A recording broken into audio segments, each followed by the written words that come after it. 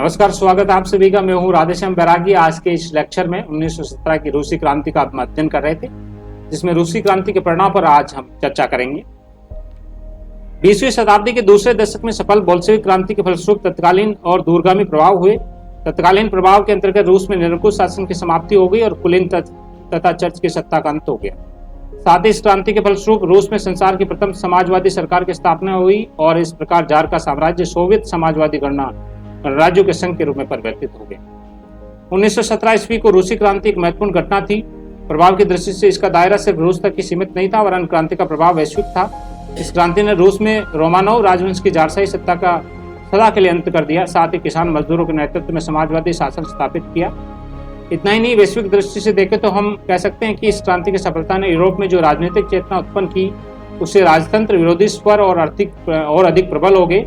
जैसे Austria Hungary में Habsburg राजवंश, जर्मनी में होहेन-जोलर्न राजवंश तथा तुर्की में खलीफा की सत्ता का अंत हो गया।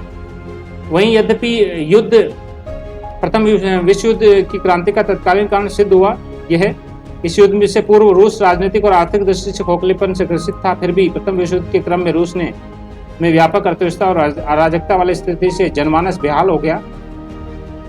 इस परिस्थिति में सत्ता में आई बोल्शेविक सरकार ने जर्मनी के साथ संधि कर रूस को युद्ध से अलग कर देने की घोषणा 1918 में कर दी। नवगठित बोल्शेविक सरकार द्वारा मार्क्सवादी विचारधारा को साकार रूप प्रदान किया गया और समाजवाद का वास्तविक स्वरूप सामने आया। यह विचारधारा मुख्यतः कृषकों, मजदूरों और दलित वर्गों के बीच अत्यंत ही लोकप्रिय हुई। रूस में सफल विचारधारा ने अंतर्राष्ट्रीय स्वरूप धारण कर लिया। समाजवादी विचारधारा विश्व स्तर पर प्रसारित होने लगी। इस प्रसिद्ध विचारधारा के अंतर्राष्ट्रीय स्तर पर प्रचार प्रसार हेतु मार्च 1919 में प्रथम कम्युनिस्ट इंटरनेशनल कॉमिंटर्न की स्थापना की गई। वास्तव में प्रथम विश्व युद्ध ने औपनिवेशिक साम्राज्यवादी की पोल खोल दी तथा इसका मानवीय चेहरा सामने आया। अतिशय शोषण पर आधारित इस औपनिवेशिक व्यवस्था में उपनिवेशों की जनता प्रजातांत्रिक और नागरिक अधिकारों से पूर्ण से वंचित थी। इस बोल्शेविक क्रांति के फलस्वरूप उपनिवेशों में चल रहे स्वतंत्रता आंदोलन तीव्र हो गए। लेनिन ने सत्ता की बागडोर संभालते ही सोवियत रूस को साम्राज्यवाद विरोधी घोषित कर दिया और साम्राज्यवाद के विरुद्ध विश्व की जनता के प्रति सहानुभूति प्रकट की। इस घोषणा के परिणाम स्वरूप एशिया और अफ्रीका के प्राय सभी उपनिवेशों द्वारा सोवियत राष्ट्र संघ को अपना स्वाभाविक मित्र और समर्थक माना जाने लगा। रूस की क्रांति से प्रभावित होकर औद्योगिक देशों के मजदूरों में संगठन का भाव जाग गया और वे अपनी दीनहीन दशा से मुक्ति हेतु संघर्ष करने लगे। इसी संघर्ष के परिणाम स्वरूप उन्हें कई सुविधाएं मिली। श्रमिक संगठन की तीव्रता का उदाहरण हमें राष्ट्र संघ के अंतर्गत अंतर्राष्ट्रीय श्रम संगठन की स्थापना के रूप में मिलता है। क्रांति के पश्चात जो साम्राज्यवादी व्यवस्था स्थापित हुई, उसके अधीन उत्पादन के विभिन्न साधनों जैसे भूमि, उद्योग आदि का सामाजिकरण हो गया। समाज की आवश्यकताएं उत्पादन का मूल आधार बन गई। पूंजीपतियों, जमींदार वर्गों, कुलीनों आदि का जो विशेषाधिकार प्राप्त थे, वे समाप्त हो गई। इस आर्थिक समानता वाली व्यवस्था के अंतर्गत बिना मुआवजे के व्यक्तिगत संपत्ति का राष्ट्रीयकरण कर दिया गया। इस रूप में रूस में आर्थिक और औद्योगिक विकास की प्रक्रिया शुरू हुई। साथ ही रूस में नियोजित अर्थव्यवस्था की नींव पड़ी। रूप में आर्थिक विकास की दर तीव्र हुई। इस तीव्र आर्थिक विकास की दर के आधार पर 1929 के विश्वव्यापी आर्थिक मंदी के दुष्परिणाम प्रभाव से अपनी अर्थव्यवस्था को सुरक्षित रखने में सफल हो सका। वहीं क्रांति की सफलता के पश्चात सोवियत समाजवादी गणराज्यों के संघ का निर्माण कर कुल, लिंग, नस्ल, धर्म, जाति भेद के बिना रूस के सभी नागरिकों को रूसी या गैर रूसी राष्ट्रीयता के लोगों को समान अधिकार प्रदान किए गए। इस व्यापक समानता के फलस्वरूप राजनीतिक, सामाजिक, शैक्षिक, आर्थिक आदि योग्यता के आधार पर समान अवसर समस्त रूसी समाज को मिलने लगा। रूस को धर्मनिरपेक्ष घोषित कर सभी नागरिकों को धार्मिक स्वतंत्रता का अधिकार दिया गया। इस क्रांति के एक विशेष प्रभाव स्वरूप रूसी महिलाओं को मताधिकार, शिक्षा और बेरोजगार के क्षेत्र में पुरुषों के समकक्ष अधिकार दिए गए। दरअसल रूसी क्रांति का प्रभाव विश्वव्यापी था। मानव और नागरिक अधिकारों की घोषणा में निहित सिद्धांतों की तरह मार्क्स के विचारों को व्यापक रूप से लागू करने की बात तय की गई। अंतर्राष्ट्रीय स्तर पर समाजवादी आंदोलन का संगठन इसी का परिणाम माना जा सकता है। प्रथम समाजवादी आंदोलन होने के कारण रूसी क्रांति ने भावी घटनाक्रम को भी प्रभावित किया और संपूर्ण विश्व को एक नई सामाजिक आर्थिक व्यवस्था की स्थापना के दौर से गुजरना पड़ा। वहीं लेनिन और उनकी सफलताओं को देखें तो लेनिन का पूरा नाम व्लादिमीर इलिच उलियानोव लेनिन था। उनका जन्म 1869 में हुआ था। रूस का ऐसा व्यक्ति जिसने रूस को घोर राजनीतिक संकट से उबारकर उसे विश्व की समस्त पहली साम्यवादी राजनीतिक व्यवस्था प्रदान की। लेनिन मार्क्स के विचारों का पक्का अनुयायी था। उन्हीं विचारों के आधार पर उन्होंने 1895 में मजदूरों का एक संगठन बनाया। परंतु उसी वर्ष अपने क्रांतिकारी विचारों के कारण उन्हें गिरफ्तार कर साइबेरिया भेज दिया गया। 1917 की रूसी क्रांति के समय लेनिन जर्मनी की सहायता से स्विट्जरलैंड से रूस आया। मार्च की क्रांति के फलस्वरूप केरेंस्की के नेतृत्व में स्थापित मोन्सेविक सत्ता की अलोकप्रियता का लाभ उठाकर लेनिन ने नवंबर क्रांति का बोल्शेविक सत्ता को स्थापित किया। बोल्शेविक सरकार का वह सर्वेसर्वा था। वहीं ब्रेस्ट लिटोवस की संधि सत्ता ग्रहण करने पर लेनिन ने सर्वप्रथम युद्ध समाप्त कर अपना परम उद्देश्य बनाया। 1918 में रूस में प्रथम विश्व युद्ध से पहले से अपने को अलग कर लिया और युद्ध से पूर्व के अपने यूरोपीय देशों के 1/4 भाग पर दावा त्याग दिया। 1/4 भाग के अंतर्गत पोलैंड, लिथुआनिया, एस्टोनिया, लाटविया और फिनलैंड जैसे क्षेत्र थे। इसके अतिरिक्त रूस ने तुर्की साम्राज्य में अपने सभी अधिकार छोड़ दिए। इस कदम से वहां एक और रूसी साम्राज्य की पराधीन जातियों को स्वतंत्रता मिली। वहीं स्वयं रूस को अपनी आंतरिक स्थिति को संभालने का अवसर भी मिल गया। क्रांति की रक्षा लेनिन ने सत्ता संभालते ही भूमि पर से व्यक्तिगत अधिकार समाप्त कर दिए।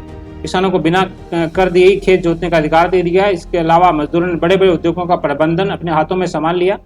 इस प्रकार भूमि और उद्योगों का राष्ट्रीयकरण कर दिया गया। बोल्शेविक सत्ता ने रेल, बैंक, खान सहित अन्य उद्योगों को सरकारी संपत्ति बना लिया। रूसी चर्च की अकूत संपत्ति बिना किसी भी प्रकार के मुआवजे से जब्त कर ली गई। इस स्थिति में लेनिन ने जार द्वारा लिए गए देशी और विदेशी ऋण की अदायगी को रद्द कर दिया गया तथा उसे चुकाने से इनकार कर दिया गया। लेनिन की इन कार्रवाइयों से देशी सहित विदेशी पूंजीपति क्षुब्ध हो गए। इन पूंजीपतियों ने रूसी बोल्शेविक सरकार के विरुद्ध आक्रामक तेवर अपना लिया। स्थिति ऐसी हो गई कि 1919 के अंत तक ऐसा लगने लगा कि साम्यवादी रूस ध्वस्त हो जाएगा, परंतु लेनिन ने इस विषम परिस्थिति का सफलतापूर्वक सामना किया। इस संबंध में उसे इस बात का एहसास हुआ कि यदि क्रांतिजन्य व्यवस्था की रक्षा नहीं की गई तो क्रांति की सार्थकता नहीं रह जाएगी। इसी कारण से लेनिन ने क्रांति विरोधी षड्यंत्रकारियों को दबाने हेतु चेका नामक पुलिस संगठन कायम किया। इस पुलिस संगठन ने दृढ़तापूर्वक क्रांति विरोधी सभी कार्यों को दबाया।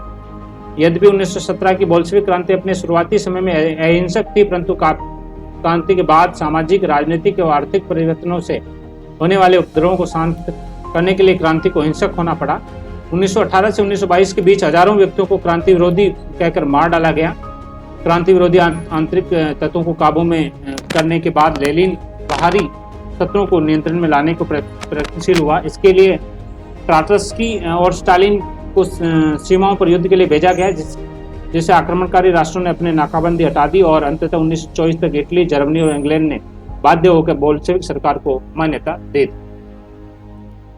आते हैं आर्थिक सुधार में। इन आंतरिक और विदेशी षड्यंत्रों एवं आक्रमण जनित समस्याओं के कारण रूस को गंभीर आर्थिक संकट का सामना करना पड़ा। इस स्थिति में उत्पादन के सभी साधनों का राष्ट्रीयकरण कर दिया गया, परंतु बहुत से उद्योग धंधों में उत्पादन बढ़ने की बजाय तीव्र गति से घटने लगा। कृषि क्षेत्र में कमोबेश यही स्थिति आई।